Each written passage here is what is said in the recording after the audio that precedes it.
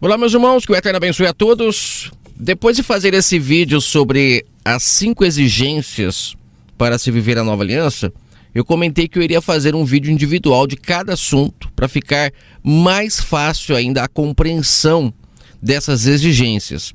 É claro que depois eu farei outros vídeos falando de outras exigências, porque são diversas e assim, uma exigência é mais clara do que a outra.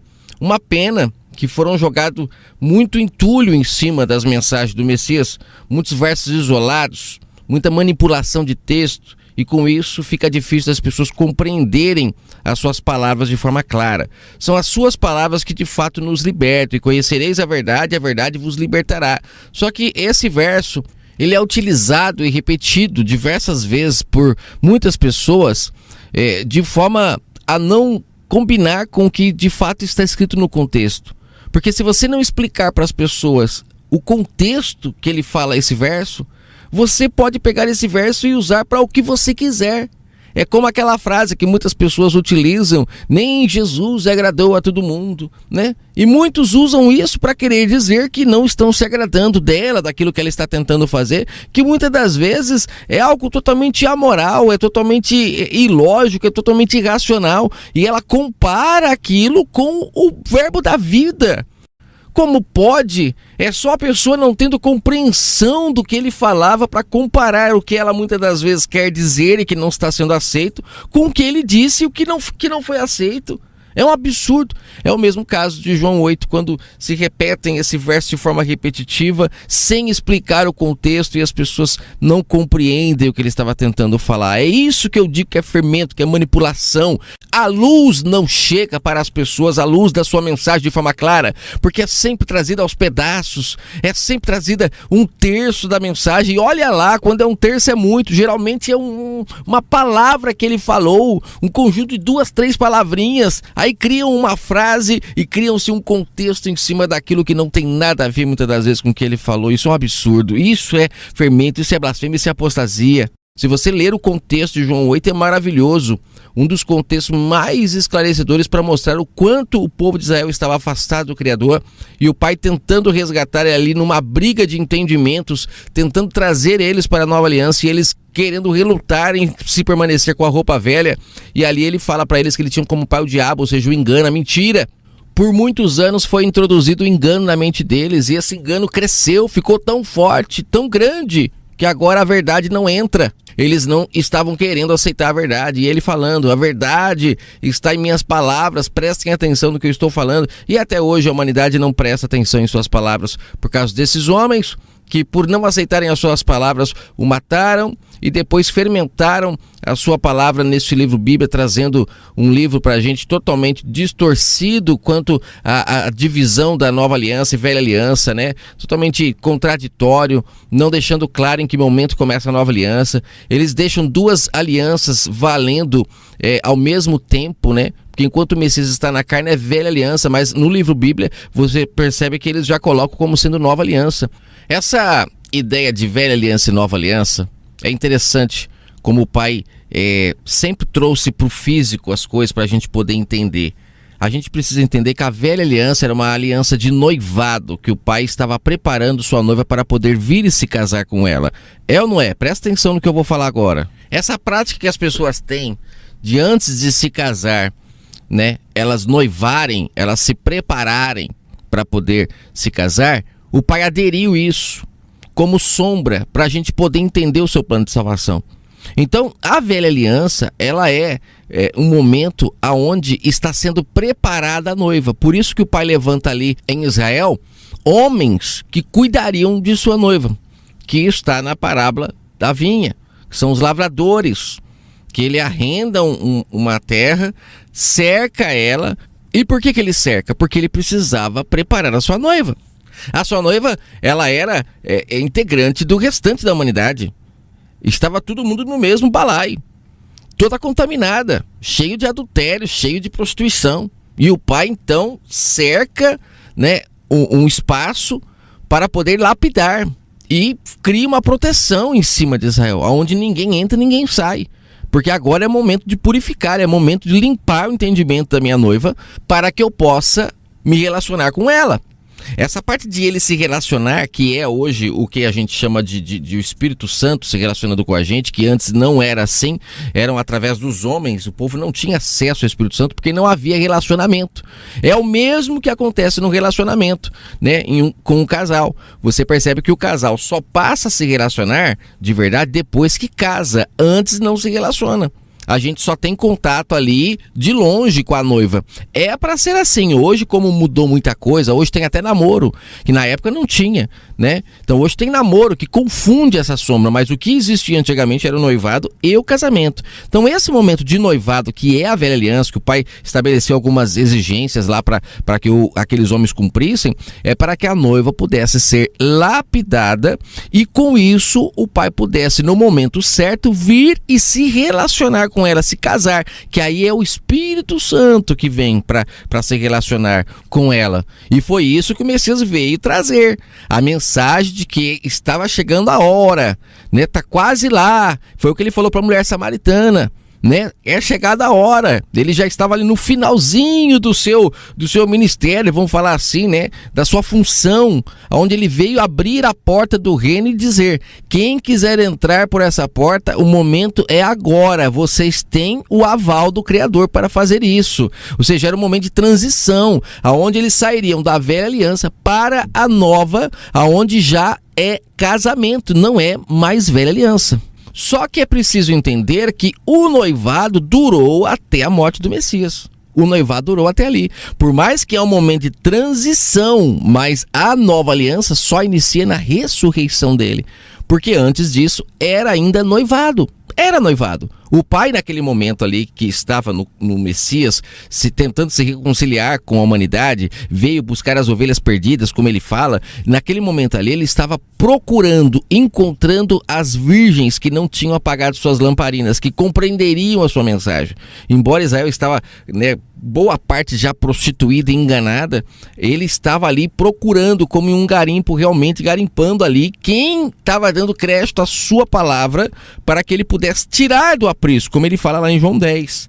E depois disso, é claro, como ele encontra uma Israel toda prostituída e não se casa com ela, ele então resolve se casar com o restante da humanidade, com aqueles que creem. Quem crer e for batizado, receber a sua mensagem e conseguir compreender, unir a fé à sua mensagem, entender o plano de salvação, essas pessoas então agora se casam em espírito com o Criador do Universo. Por isso que agora é nova aliança, mas só é nova para quem entende o formato da nova aliança que o Pai estabeleceu. Porque se você ficar com o odre velho, ainda imaginando que tem que ter práticas religiosas para se chegar ao Pai, como era na velha aliança, tudo aquilo que precisava, porque o povo de Israel não tinham fé, então eles tinham práticas religiosas, mas a hora que entra a fé, que chega o Espírito Santo, isso tem que acabar.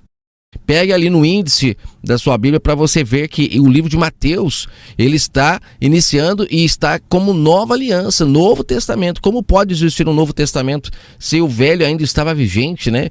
Depois do que eu falei agora, você consegue entender por que não pode existir as duas alianças ao mesmo tempo? Uma pessoa consegue estar noivada e casada ao mesmo tempo? Não. Ou ela está noiva ou ela está casada, porque no noivado não tem relacionamento íntimo. No casamento tem. Hoje não se fala muito disso, mas antigamente, nossa, você casar e já ter tido relação sexual, em muitas igrejas você era excluído, você era expulso. Por quê? Porque eles não conseguiam atrelar a fé a esse ensinamento. Não era para nós esse ensinamento, mas era o ensinamento espiritual, para querer dizer que não existe relacionamento no noivado, relacionamento íntimo com o Espírito Santo, só no casamento, que é a nova aliança.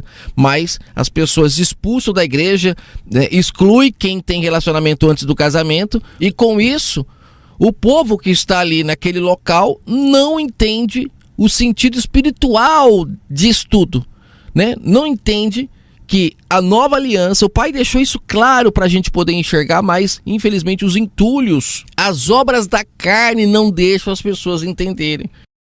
Noivado não tem relacionamento íntimo, casamento tem. Você entendendo isso, você percebe que é impossível que exista duas alianças enquanto o Messias estava na carne. Ali ou era velha ou era nova. E agora você, com o seu entendimento, qual conclusão você chega? Era velha ou nova lá a aliança? Já existia intimidade do Espírito Santo? Se existia, por que quando o Messias falava, os discípulos ficavam todos sem entender o que ele falava? Porque o Espírito Santo não revelava a eles. O povo não compreendia a verdade, porque não havia ainda intimidade. A intimidade veio acontecer a partir ali de Atos 2, para a gente ter uma noção de tempo. Quando começou a cair a ficha dos discípulos, eles começaram a entender a mensagem e começaram a ser capacitados para ir e pregar o evangelho, a mensagem pura do Pai, porque agora começaram a compreender, porque o Espírito Santo, o selo da promessa, o Novo Testamento começou a entrar em vigor, e aí sim o Pai poderia se relacionar intimamente, tirando todas as dúvidas, e aí a pessoa fica capacitada para levar a sua mensagem. Olha só que interessante. Enquanto o Messias estava na carne, né, ele sempre mandava as pessoas ir para o templo para poder se apresentar ao sacerdote, como determinava a lei de Moisés. Você percebe que era a velha aliança. Por que eles quiseram manter ali, colocando como nova aliança? Para dar aval, para que as pessoas respeitem os sacerdotes. Porque olha, aqueles a quem vocês acreditam, respeitava. E quando na verdade ali era a velha aliança, a nova aliança só começa após eles tirarem a vida do Messias, porque ali ficou claro que eles não estavam aceitando as suas palavras. E quando eles o matam, é nesse momento que eles rasgam, né, o pacto da velha aliança que os pais deles fizeram com o Criador do Universo, porque não aceitando as palavras do Messias, que era o próprio Pai falando na boca dele, eles demonstravam o quão longe estavam da verdade. E aí sim deram margem para o Pai poder então estabelecer um novo testamento, que passaria a valer a partir da ressurreição do Messias, dando oportunidade para a humanidade agora ressuscitar em espírito e em verdade, para buscar o Pai de fato da forma correta, não mais manipulada, não mais enganada por aqueles homens. Mas eles souberam manter a herança em suas mãos, como lá na parábola da vinha em Marcos 12, o Messias deixa claro. Eu quero um dia falar só sobre essa parábola, que ela é interessante nos seus detalhes, mas lá ele deixa claro que eles mataram os servos, que eram os profetas, quando vinham para buscar o fruto da vinha para o Pai. Eles matavam os profetas, porque eles estavam se embriagando desse vinho, né, do povo, das fraquezas do povo. O povo, em vez de se consertar para com o próximo, eles iam até esses homens, fazendo um pequeno e breve resumo sobre essa parábola. Eles vinham até esses homens, e esses homens então lucravam com a vinha do Criador. Isso está explícito na parábola da vinha em Marcos 12, que não é de forma alguma esclarecida pelos líderes religiosos, porque se esclarecerem, se compreenderem, né, que eu acho que não esclarecem a grande maioria, porque não compreendem, porque ainda está posto um véu, vivem como na velha aliança, não entenderam o propósito da vinda do Messias. E o Messias ali, prestando conta com eles, ele deixa claro que eles mataram os profetas, matariam a ele e viveriam de sua herança, matariam a ele para viver. E a gente percebe que eles vivem da herança mesmo, é só você perceber. Eles pegaram as palavras do Messias, que é vida e vida eterna para a humanidade, e eles fermentaram ela, manipularam ela nesse livro Bíblia. Aí você vê ele falando, né, com o povo de Israel, mas como é nova aliança no livro Bíblia, você acredita que é para hoje e permanece praticando obras velhas, vestindo roupas velhas, e é por isso que estamos entre choro e ranger de dentes. Depois de compreender essa questão de velha e nova aliança, noivado, casamento, a gente começa a enxergar melhor o plano de salvação do Pai. E começa a ver nas atitudes e palavras do Messias um pai que estava ansioso por abraçar aqueles que foram resgatados por intermédio de sua lei, por intermédio de sua palavra. No início da humanidade, eu acredito comigo que o relacionamento do Pai era em espírito e em verdade com a humanidade. O povo, eles não exteriorizavam o relacionamento com o Pai, era íntimo. Eles eram de fato pessoas justas, honestas, transparentes. Não tinha essa facilidade de transformar o verdadeiro em falso.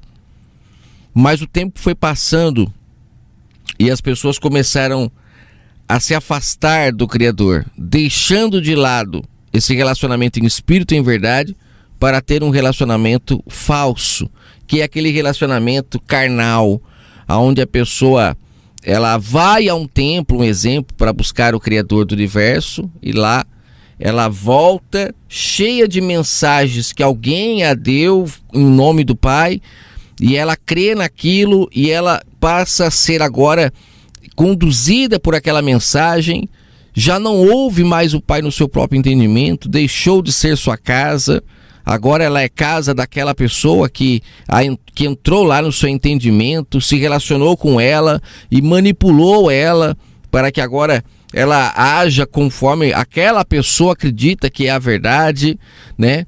E com isso foi se passando de geração em geração e o povo se afastando cada vez mais do Criador, até o ponto de que o Pai realmente levanta na terra um povo para que esse povo pudesse ser exemplo para o restante da humanidade. Eu já comentei aqui o exemplo do mar sujo, né? A Escritura fala que a terra é um mar de mortos. Então, um mar, para você limpar ele, a sujeira dele, é muito difícil, muito difícil. Então eu já usei o exemplo de que o povo de Israel, o Pai pegou, vamos dar um exemplo, né? Ele pegou ali uma bacia, porque Israel é um território pequeno, né? Então o Pai pega uma bacia desse mar de mortos e purifica essa água com uma verdade tão pura e cristalina que ao derramar novamente essa água para o mar de mortos, essa água purificaria o restante do mar, ela fosse se espalhando, que é o que ele fala sobre levar a mensagem até os confins da terra, pregar o evangelho, é essa água pura agora sendo jogada no mar de mortos, que são as pessoas que creram. Só que não é fácil, porque o mar de mortos, ele é muito sujo, as pessoas estão no meio de escombros, estão no meio de lama, estão em um mar escuro que não dá para enxergar nada, e para você conseguir fazer um convertido, por isso que fala que há festa no céu, porque é muita sujeira para pouca água limpa que está, por isso que ele fala que os ceifeiros são poucos, né? Muita pouca água limpa que foi derramada, mas o Pai confia, ele acredita que a sua mensagem ela é capaz de purificar esse mar, e aos poucos ela tem sido espalhada. É uma pena que muito mais do que a gente limpando o mar, tem gente sujando. Você vê isso na sombra, é claro.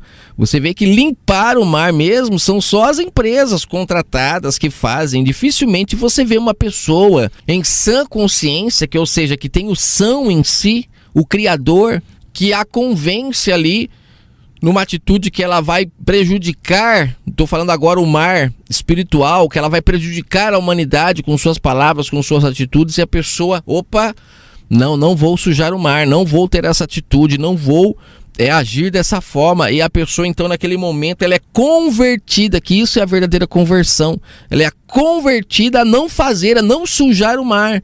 E aí nesse momento há salvação em sua casa, o Pai a reconhece como seu filho legítimo. Oh Deus, é maravilhoso isso. Filho em quem ele tem prazer, que é obediente. Por isso que ele fala nas escrituras que ele tinha prazer no Messias, né? Mas é porque ele estava sendo obediente. Todos que são obedientes ele tem prazer. E essa pessoa se converter do seu mau caminho, a não sujar mais o mar, mas agora começar a querer limpar o mar, o Pai se agrada. Mas é claro que são muito mais pessoas sujando o mar do que limpando, e muitos que alegam que estão limpando, hein? Se você parar para pensar, cada templo religioso aberto nas esquinas, o intuito é limpar, mas acabam sujando mais ainda, acabam sendo amantes da humanidade. As pessoas vão para esses lugares, se relacionam com esses homens, né, no entendimento. Entenda que é no entendimento a relação que o Pai quer ter com a humanidade. Quando as pessoas se relacionam com esses homens, elas deixam de se relacionar com o Criador. É um pastor, é um rebanho, é o Espírito Santo que se relaciona conosco, que nos transforma em pessoas melhores. Não são esses homens. As mensagens deles é só para dar lucro. O verdadeiro Espírito Santo do Pai não quer lucro, ele não faz barganhas, ele só quer uma melhora da humanidade. Muitos desses homens que estão aí evangelizando, que são falsos profetas, as pessoas não sabem que são porque não conhecem a verdade, mas quem conhece a verdade sabe que são falsos profetas. Para eles, eu acho que a velha aliança era uma aliança de namoro, né? Porque hoje eles estão alegando que ainda estão esperando o noivo, eles estão alegando ainda que estão esperando, né, que aconteça o casamento. Olha que absurdo. Então hoje é noivado, me confunde um pouco esse entendimento que eles tentam colocar na mente das pessoas. Hoje é casamento, nova aliança é casamento, não é aliança e noivado agora não. Porque se agora é noivado, então a velha era namoro, não existia namoro na velha aliança. Essa ideia de namoro é coisa nova. Velha aliança é noivado e nova aliança é casamento. Se o Espírito Santo do Pai já está se relacionando com a humanidade, convencendo ela, como que eu tenho certeza que o Espírito Santo do Pai está se relacionando com a humanidade? É simples. Basta você ver uma pessoa que está querendo fazer algo errado e aquela pessoa se convence que aquilo é errado e ela para de fazer. É o Espírito Santo que a convenceu. Isso é intimidade, é relacionamento, é isso que o Pai quer. Mas infelizmente as pessoas, como estão na mão de líderes, de homens que estão guiando elas por onde eles querem, muitas dessas pessoas estão tomando atitudes erradas por ensinamento de seus próprios líderes. É incrível isso, mas é a grande realidade. E a manipulação continua grande, o povo tudo esperando um casamento que ainda vai acontecer. Não, nós já estamos nas bodas. E quem entra para as bodas já está ceando com Abraão, com Isaac, com Jacó, já está comendo do mesmo pão. O pão que traz vida, que traz compreensão, que traz, sabe, clareza. É isso que esses homens tinham de diferente da humanidade. Eles enxergavam o que o povo não enxergava. Por quê? Porque estavam curados da cegueira da humanidade. Eles ouvem o que o povo não ouve porque estão curados da surdez que a humanidade tem. Eles fazem o que a humanidade não faz, como por exemplo o bom samaritano lá que foi usado como exemplo pelo Messias, que fez o que agradou ao Pai. Por quê? Porque deu ouvido à sua voz, não era surdo, não estava paralisado, cuidou de quem precisava, sem uma lei para dizer, olha, faça. Não, ele fez porque ouvia a voz do Espírito Santo. E você? Será que você está vivendo a nova aliança ou você está vivendo a velha? Se for a velha não servia para nós, porque o Pai não nos chamou para sermos noiva dele, mas ele nos chamou para sermos a sua esposa, para sermos a mulher da sua vida, aquela que ele tem orgulho, que ele tem prazer, que é obediente à sua voz. Não precisa chegar em casa e ler um livro para saber o que ele falou, não, porque existe intimidade. Casal não esconde nada de ninguém. Existe transparência. E quando o marido fala, a esposa obedece. Quando a esposa fala, o marido segue, ele ouve, porque ele sabe que ela é fiel, que ele pode confiar nela. Ou você tem amantes? Você tem amantes que dizem o que você vai fazer, o que você não vai fazer. Você tem leis que precisam ser ditas para você saber o que é certo e o que é errado, ou o Espírito Santo, ele fala com você, ele te mostra o caminho. Se você seguir a sua voz, você irá para passos verdejantes, viu? Pode não ser fácil, porque ele não vai dizer que você vai conquistar nessa terra, que você vai ter as coisas, ele não vai dizer que vai ser fácil, só que vai ter paz, vai ter alegria, porque aquilo que aos homens parece um caminho errado, para o Pai é caminho certo. E aquilo que para o Pai é caminho certo, para os homens muitas das vezes é caminho tortuoso, é caminho errado. É dizer não para aquele negócio milionário, é dizer não para aquele relacionamento que parece ser o melhor do mundo, mas que pode te levar à ruína, que pode te levar à perdição. Ouvir a voz do Espírito Santo é o bem mais precioso que nós temos. É a maior riqueza que uma pessoa tem. Mais valioso do que ouro e prata. Inclusive o ouro, né? Ele é comparado ao Espírito Santo nas Escrituras. A verdade. Porque é valioso. E por que o ouro é tão difícil de encontrar? E por que tem tanto valor?